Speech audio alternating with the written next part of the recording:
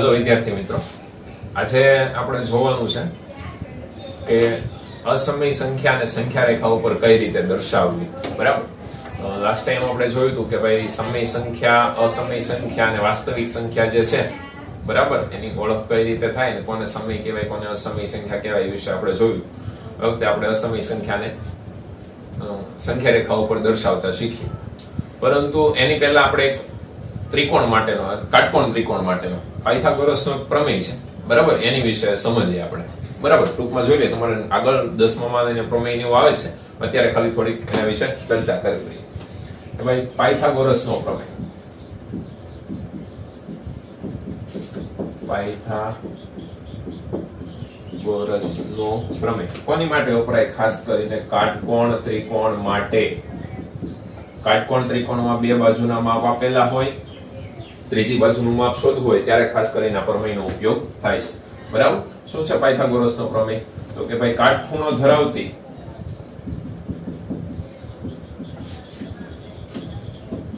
બે બાજુના માપના વર્ગોનો સરવાળો એ કર્ણના માપના વર્ગ બરાબર હોય છે. કેવી રીતે? સપોઝ કે આ એક કાટકોણ ત્રિકોણ આપણે લઈ લઈએ, નામ આપી દઈએ A, B અને અહીંયા લખી દઈએ C. આ છે કાટકોણ. બરાબર, તો પાયથાગોરસનો પ્રમેય શું છે? તો કે કાટખૂણો ધરાવતી બે બાજુ. કાટખૂણો ધરાવતી બે બાજુ એટલે કઈ બે બાજુ? કાટખૂણો ધરાવતી બંને બાજુ એટલે કાટખૂણો ધરાવતી એક બાજુ એટલે એક તો આ AB અને બીજી છે BC. બંનેના માપના વર્ગોનો સરવાળો, બંનેનું માપ એટલે કે AB લઈ લઈએ અને BC લઈ લઈએ. બંનેનું માપના વર્ગોનો સરવાળો કોની બરાબર હોય? તો કે બંનેના માપના વર્ગોનો સરવાળો કર્ણના માપના વર્ગ બરાબર હોય. કર્ણના માપનો વર્ગ એટલે બરાબર AC². AC એટલે આવડો કર્ણ. બરાબર, તો લખી શકાય આ થઈ કે પાયથાગોરસનો પ્રમેય AB² + BC² is equal to AC². AB² + BC² is equal to AC². બે બાજુનું માપ આપેલું હોય તો આપણને કર્ણનું માપ મળી જાય. બરાબર, કેવી રીતે? એક ઉદાહરણ લઈને આપણે સમજીએ. ઉદાહરણ તરીકે એક ત્રિકોણ ઉદાહરણ લઈ લઈએ આપણે. એમાં આવી રીતના એક ત્રિકોણ આપેલો છે. A લખી નાખું, અહીંયા B, અહીંયા C. બરાબર, ચાલો, કાટખૂણો છે B. AB નું માપ આપણને આપેલું છે 3, BC નું માપ આપેલું છે 4 એકમ. આનું લઈ લઈએ 3 એકમ. એકમ એટલે ત્યાં કોઈ પણ હોઈ શકે, સેન્ટીમીટર, મીટર, ગમે તે હોઈ શકે. AC નું માપ આપણને આપેલું નથી, એ માપ આપણે શોધવું છે. કેવી રીતે કરશું? તો કે ભાઈ કાટકોણ ત્રિકોણ હોય, આપણને ખબર છે કાટકોણ ત્રિકોણ બે બાજુનું માપ આપેલું હોય, ત્રીજી બાજુ શોધવી હોય તો કોનો ઉપયોગ કરી શકીએ આપણે? પાયથાગોરસનો પ્રમેય. શું છે પાયથાગોરસનો પ્રમેય? તો કે બંને બાજુના માપના વર્ગોનો સરવાળો એટલે કે AB² + BC² is equal to AC². પાયથાગોરસનો પ્રમેય છે. AB આપણી પાસે છે, કેટલું થાય? 3 નો વર્ગ પ્લસ BC² એટલે 4 નો વર્ગ બરાબર AC². AC નું માપ નથી તો આપણે શોધવાનું છે AC². 3 નો વર્ગ એટલે 9 વત્તા 4 નો વર્ગ એટલે 16 બરાબર AC². 9 અને 16 એટલે કેટલા થશે? 25 બરાબર AC². 25 એટલે 5 નો વર્ગ અને અહીંયા AC². સ્ક્વેર સ્ક્વેર કેન્સલ થઈ જશે એટલે જવાબ આવશે AC બરાબર 5 એકમ. બરાબર, આ માપ થઈ ગયો, જવાબ મળી ગયો આપણને AC 5 એકમ. ક્યારે? પાયથાગોરસના પ્રમેયની ઉપયોગની મદદથી આપણે શોધ્યું. બરાબર, આવી રીતના કરી શકાય. આનું માપ હવે આપણી પાસે છે, કેટલું થશે? 5 એકમ. એક વસ્તુ યાદ રાખવાની, પાયથાગોરસનો પ્રમેય તમે ક્યારે ઉપયોગમાં લઈ શકો? માત્ર ને માત્ર કાટકોણ ત્રિકોણ હોય ત્યારે. તો આ પ્રમેયનો ઉપયોગ આપણે અસમય સંખ્યાને સંખ્યા રેખાઓ પર દર્શાવવા માટે કરવાનો છે. બરાબર, ચાલો હવે જોઈએ આપણે છેલ્લે આપણે વાત કરી હતી કે ભાઈ અસમય સંખ્યા. અસમય સંખ્યા એટલે કઈ? તો કે વર્ગમૂળ વાળી એવી બધી જ સંખ્યા કે જેનું વર્ગમૂળ પૂર્ણાંક સંખ્યામાં નીકળતું ન હોય તો એ બધી જ સંખ્યાને આપણે અસમય સંખ્યા કહીએ છીએ. બરાબર, ચાલો તો અસમય સંખ્યા. હવે એમાં એક ઉદાહરણ આપેલું છે, એ જ લઈએ ડાયરેક્ટ. ઉદાહરણ છે 3 વર્ગમૂળમાં 2 ને સંખ્યા રેખા પર દર્શાવો. સંખ્યા રેખા ઉપર દર્શાવવાનું છે. આના માટે તમારે થોડાક સાધનોની જરૂર પડશે, જેમ કે સ્કેલ, પરિકર, પેન્સિલ. બરાબર, આકૃતિ હંમેશા પેન્સિલથી દોરવાનો આગ્રહ રાખવો. તો એની માટે પહેલા આપણે એક વર્ગમૂળમાં 2 એટલે અંદાજિત કિંમત એની આપણે જોઈએ તો કે ભાઈ વર્ગમૂળમાં 2 એટલે અંદાજિત એની કિંમત થતી હોય 1.41. આપણે કે ગણતરીમાં લેતા હોઈએ મોટા ભાગે વર્ગમૂળ 2 ની જગ્યાએ આપણે મોટા ભાગે 1.41 લેતા હોય એટલે 1.41 આપણને ખબર પડી જાય કોની વચ્ચે આવશે, 1 અને 2 ની વચ્ચે. તો બરાબર એક્ઝેક્ટલી ક્યાં આવશે એ આપણે જોઈ લઈએ. ચાલો, તો એની માટે આકૃતિ દોરીએ. સંખ્યા રેખા દોરી દઈએ પહેલા તો. બરાબર, અહીંયા લઈએ 0, -1, અહીંયા આવશે 1, અહીંયા 2, આગળ એવી રીતના અહીં અસંખ્ય સુધી બરાબર. -1 ને 0 આ માપ બધા ફિક્સ માપ રાખવા. જેમ કે 0 અને 1 ની વચ્ચે તમે 2 સેન્ટીમીટર નું અંતર લ્યો છો તો પછી અહીંયા 2 સેન્ટીમીટર આગળ લેવું. જો અહીંયા તમે 1 સેન્ટીમીટર નું અંતર લ્યો છો તો અહીંયા બધા 1 સેન્ટીમીટર નું માપ લઈને દોરો. બરાબર, હવે આ સંખ્યા રેખા ઉપર વર્ગમૂળ 2 એટલે કે 1.41 અંદાજિત ક્યાં આવી આપણે દર્શાવવું છે. બરાબર, તો એક્ઝેક્ટલી અહીંયા કંઈક આવું છે, પણ એ આપણે આકૃતિની મદદથી કેવી રીતે એક્ઝેક્ટ ત્યાં આવે એ જોશું. એની માટે શું કરવાનું છે તો કે પહેલા તો 0 થી 1 એટલે આ માપ થઈ ગયું તમારું 1 એકમ. પછી 1 એકમ તમે બરાબર ગમે એટલું લઈ શકો. 1 એકમ બરાબર 1 સેન્ટીમીટર લઈ લો તો પછી બધે 1 જ સેન્ટીમીટર લેવાનું. 1 એકમ બરાબર 2 સેન્ટીમીટર લઈ લો તો પછી બધે 2 સેન્ટીમીટર લેવાનું. બરાબર, ચાલો 1 એકમ એટલું જ માપ તમારે લેવાનું છે અહીંયા ઉપર 1 ની ઉપર વર્ટિકલી આવી રીતે. બરાબર, આ માપ કેટલું રાખશું આપણે 1 એકમ. બરાબર, 1 એકમ રાખવાનું છે આમાં. 1 એકમ હું લખતો નથી અહીંયા, ખાલી 1 લખી નાખું છું 1 એકમ. ચાલો, આટલું થઈ જાય પછી શું કરો એટલે જુઓ કાટકોણ ત્રિકોણ બની જાય કે નહીં. હવે આ બંનેને તમે જોડી દો. તો એક તમને જો કાટકોણ ત્રિકોણ આખો બની ગયો. તો આનું નામ આપણે આપી દઈએ A. અહીંયા લખી નાખીએ પોઈન્ટ B અને આ પોઈન્ટ ને લખી નાખું અહીંયા હું C. એટલે આ કાટકોણ ત્રિકોણ થઈ ગયો. તો હવે AC નું માપ આપણે શોધી લઈએ. આ માપ આપણે શોધી લઈએ આવડો, કારણ કે આ CB અને AB એનું માપ તો છે આપણી પાસે. આપણે AC નું માપ શોધી લઈએ. બરાબર, તો AC નું માપ શોધવા માટે કેવી રીતે કરશું તો કે અલગ આમાંથી આમ નામ ખબર પડે તો બી વાંધો નહીં, અને જો આમ નામ ન ખ્યાલ આવતો હોય તો આખો ત્રિકોણ જ હમણાં આપણે અલગ દોર્યો તો એમ અલગ દોરી દઈએ. આખો ત્રિકોણ હું અલગ દોરી દઉં છું એટલે આ રીતના આખો ત્રિકોણ થશે આપણો. જો તો આ રીતે બને છે ત્રિકોણ. અહીંયા છે આપણે આપેલું A, B અને C. અહીંયા B, અહીંયા C, કાટકોણ ત્રિકોણ. અહીંયા 1 એકમ, અહીંયા બે એવી રીતે 1 એકમ. અહીંયા આપણે માપ શોધવાનું છે. ચાલો, ખૂણો બી કાટખૂણો છે જ. પાયથાગોરસના પ્રમેયની મદદથી AC નું માપ આપણને મળી શકે. પાયથાગોરસના પ્રમેય પરથી શું લખીએ કે પાયથાગોરસનો પ્રમેય એટલે શું? કાટખૂણો ધરાવતી બંને બાજુ ના વર્ગનો સરવાળો એટલે AB સ્ક્વેર એટલે આ બાજુનો વર્ગ વત્તા આ બાજુનો વર્ગ એટલે કઈ BC સ્ક્વેર બરાબર કર્ણનો વર્ગ. કર્ણ એટલે કોણ? AC square. AB નું માપ કેટલું છે તો કે ભાઈ 1 એકમ નો વર્ગ. BC નું માપ કેટલું? 1 એકમ નો વર્ગ. AC નો વર્ગ. 1 square 1 plus 1 square 1 is equal to AC square. 1 plus 1 2 એટલે આમ લખી શકો ને AC સ્ક્વેર બરાબર 2. હવે AC સ્ક્વેર 2 આવ્યું એટલે શું લખીએ કાઈ AC square is equal to √2 square. બરાબર, બંને બાજુ વર્ગ વર્ગ કેન્સલ થઈ જાય તો AC બરાબર શું આવે? ખાલી વર્ગમૂળમાં 2 એકમ. AC બરાબર તમારો આવી ગયું છે વર્ગમૂળમાં 2 એકમ. AC નો જવાબ આવશે અહીંયા. હવે આપણે લખી નાખીએ વર્ગમૂળમાં 2 એકમ. આનું માપ કેટલું છે? વર્ગમૂળમાં 2. હવે તમે જો અહીંયા લખ્યું છે AC square is equal to √2 square. એટલે એક વસ્તુ ખાસ અહીંયા તમે ધ્યાન રાખી લો કે ભાઈ હું √2 into √2 ગુણ્યા તો આ શું થઈ જાય? 2. કેમ? તો કે √2 into √2 એટલે શું લખીએ કાઈ √2 સ્ક્વેર વર્ગ વર્ગમૂળ કેન્સલ તો શું વધે? ખાલી 2. બરાબર, તો એનો મતલબ એમ થયો 2 હોય ત્યાં √2 સ્ક્વેર લખી શકાય અહીંયા આવી રીતે. તો એની જગ્યાએ 2 તમે ત્યાં શું લખી દીધું √2² લખી નાખેલું છે બરાબર. ચાલો થઈ ગયું, આ થઈ ગયું આપણું વર્ગમૂળમાં 2. એનો મતલબ એમ થયો આપણને AC = √2 મળે છે. એનો મતલબ શું થયું, આ માપ કેટલું હશે √2. √2 મળી જાય એટલે હવે શું કરવાનું છે,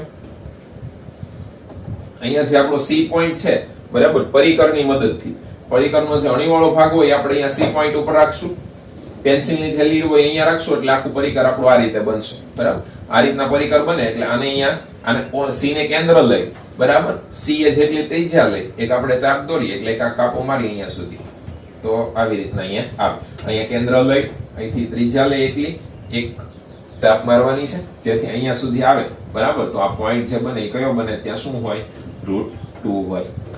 આ માપ કયા હશે એક્ઝેક્ટલી, એટલે √2 જેટલું માપ એટલે 1.41 સમથિંગ જેટલું માપ અહીંયા આવતું હોય. તો આપણે વર્ગમૂળમાં 2 સંખ્યા રેખા ઉપર દર્શાવી દીધા બરાબર. તો જો અહીંયા 1 વર્ગમૂળમાં 2 અને પછી 2. ખ્યાલ આવ્યો તમને આ બાબતમાં? તો આ રીતે વર્ગમૂળમાં 2 સંખ્યા રેખા ઉપર દર્શાવી શકાય.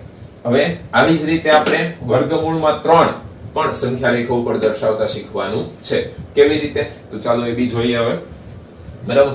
તો વર્ગમૂળમાં 3 આપણે દોરવું હોય તો એના માટે આ આકૃતિનો જ ઉપયોગ કરવાનો છે બરાબર. જોઈએ કેવી રીતે.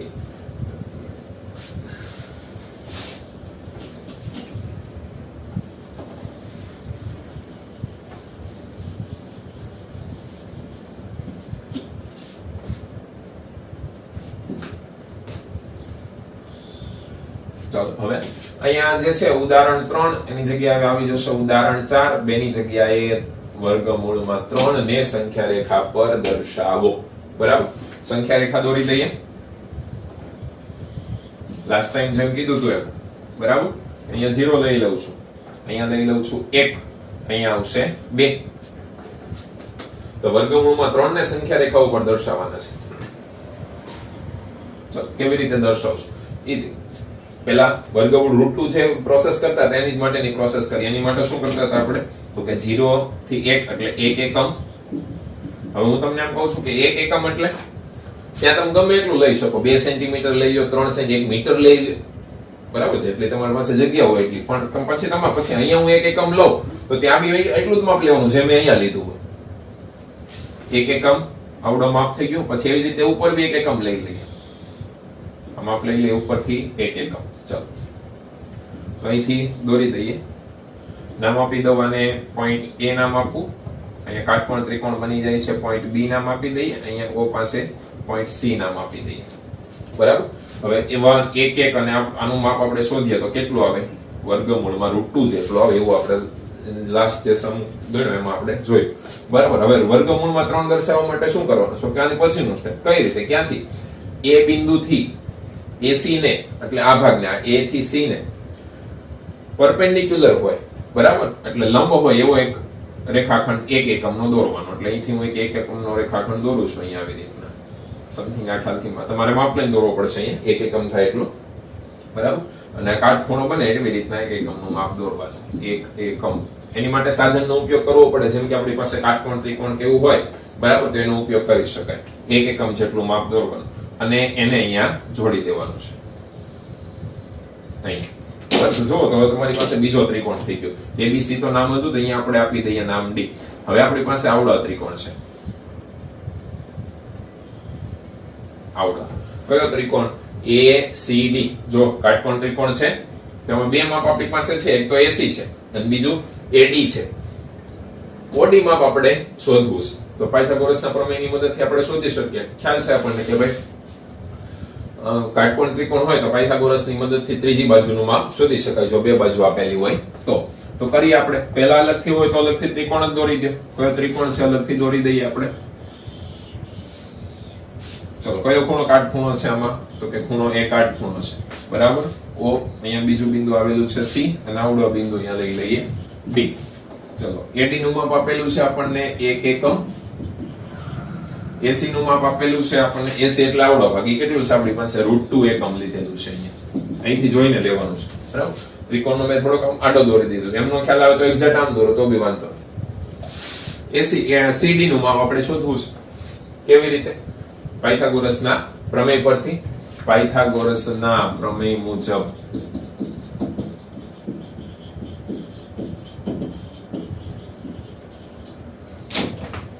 શું છે પાયથાગોરસના પ્રમેય મુજબ? એટલે શું પાયથાગોરસનો પ્રમેય શું કે કાટખૂણો ધરાવતી બે બાજુના વર્ગનો સરવાળો, એટલે કાટખૂણો ધરાવતી બે બાજુ, એક તો AC square plus AD square બરાબર કર્ણનો વર્ગ, કર્ણ એટલે CD square.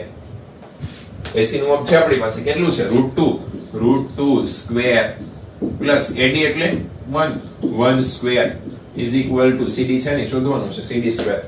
√2 square square square root cancel થઈ જાય, કેટલા વધે?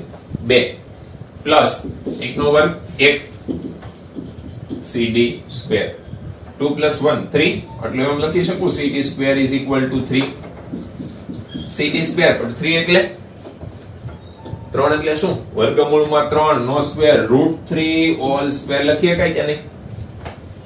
વર્ગ વર્ગ નું કેન્સલ એટલે પાછા 3 જ આવે, બંને બાજુથી વર્ગ આપણે કેન્સલ કરી દઈએ તો CD ઇઝ ઇક્વલ ટુ √3 એકમ. તો થઈ ગયો તમારો જવાબ. CD બરાબર કેટલો આવે છે? વર્ગમૂળમાં 3. એ તો આપણે દર્શાવવાનું છે, આવી ગયું જો અહીંયા બરાબર. તો આ થઈ ગયું આપણું વર્ગમૂળમાં 3 એકમ. તો CD કેટલો આવે? વર્ગમૂળમાં 3 દર્શાવી દો અહીંયા. CD અહીંયા રહ્યું વર્ગમૂળમાં 3. શું કરશો હવે? ગઈ વખતે જેમ કર્યું તેમ જ C ને કેન્દ્ર લ્યો બરાબર. C ને તમે કેન્દ્ર લ્યો અહીંયા. C ને કેન્દ્ર લઈ પેન્સિલની લીડ અહીંયા લખો, CD જેટલી ત્રિજ્યા લ્યો અને અહીંથી એક પેન્સિલ થી આમ એક ચાપ દોરો. ચાપ રચો એટલે ચાપ અહીંયા આવતી હોય અહીંયા. શું છે? તો આ જે સંખ્યા આવશે એ કઈ આવશે? વર્ગમૂળમાં 3. આ જે સંખ્યા આવશે કઈ આવશે? વર્ગમૂળમાં 3. તો સંખ્યા રેખા રૂપ આપણે વર્ગમૂળમાં 3 દર્શાવી દીધું. જો 0 1 પછી √3 અને પછી 2 બરાબર. √3 એટલે 1.73 સમથિંગ થાય, 1.73 જેટલું થાય. તો અહીંયા આવશે 1 અને 2 ની વચ્ચે બરાબર. આવી રીતે તમે તમારી જાતે બી પ્રેક્ટિસ કરી શકો. જ્યાં આગળ આવી રીતે નામ લઈ જાવ તો પછી કોણ આવે? વર્ગમૂળમાં 4. વર્ગમૂળમાં 4 એટલે 2 એટલે એક્ઝેક્ટ અહીંયા આવવું જોઈએ. હજી પાછું એક ત્રિકોણ આમ દોરું તો શું આવે? વર્ગમૂળમાં 5 બરાબર. એવી રીતના કરી શકાય. ચાલો તો આ થઈ ગયું અમારું ઉદાહરણ 4 અને ઉદાહરણ 3 એટલે વર્ગમૂળમાં 2 અને વર્ગમૂળમાં 3 આપણે કેવી રીતે દર્શાવવું એ જોયું છે. હવે જોઈએ આપણે સ્વાધ્યાય શરૂ કરીએ. સ્વાધ્યાય 1.2 આપણે શરૂ કરીએ.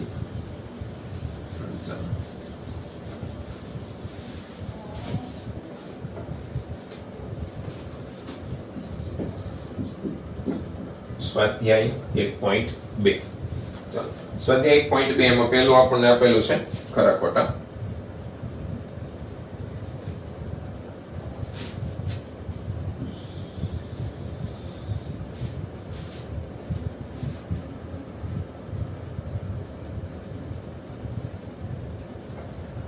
પહેલું એમાં સત્ય છે. આપેલું વિધાન સત્ય કે અસત્ય?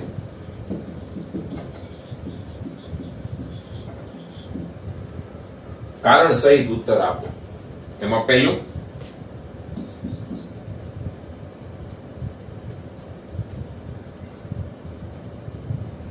દરેક અસમય સંખ્યા એ વાસ્તવિક સંખ્યા છે. શું લખેલું છે? દરેક અસમય સંખ્યા એ વાસ્તવિક સંખ્યા છે. દરેક અસમય સંખ્યા એ વાસ્તવિક સંખ્યા છે. ચલો દરેક અસમય સંખ્યા એ વાસ્તવિક સંખ્યા છે. તો વિધાન સાચું છે કે ખોટું? સત્ય છે કે અસત્ય?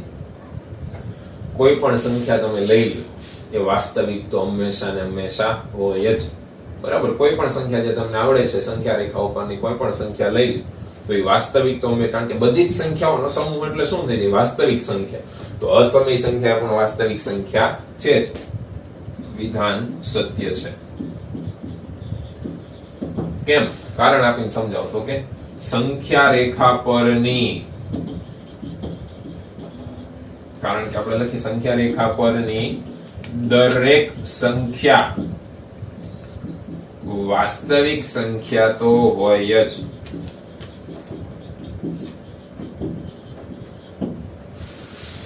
વાસ્તવિક સંખ્યા તો હોય જ બરાબર. એની પછી બીજું આપણે વિધાન જોઈએ. સંખ્યા રેખા પરનું દરેક બિંદુ કોઈ પ્રાકૃતિક સંખ્યા એમ માટે વર્ગમૂળમાં એમ સ્વરૂપનું હોય છે. વિધાન સત્ય છે કે અસત્ય? બરાબર.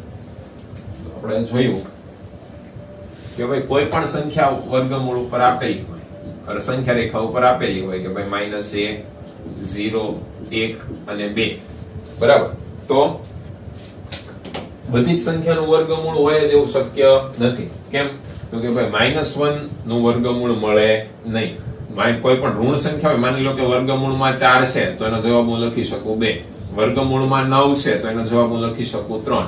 પણ જો વર્ગમૂળમાં -4 હોય તો એનું વર્ગમૂળ મળે નહીં. હે ને? વાસ્તવિક સંખ્યામાં વર્ગમૂળ મળે નહીં, શક્ય નથી. વર્ગમૂળમાં -9 હોય તો એનું વર્ગમૂળ મળે નહીં. બરાબર. તો આ બે સંખ્યાઓ એનું વર્ગમૂળ છે, ઋણ સંખ્યાઓનું વર્ગમૂળ શક્ય નથી. માટે આપેલું વિધાન કેવું છે?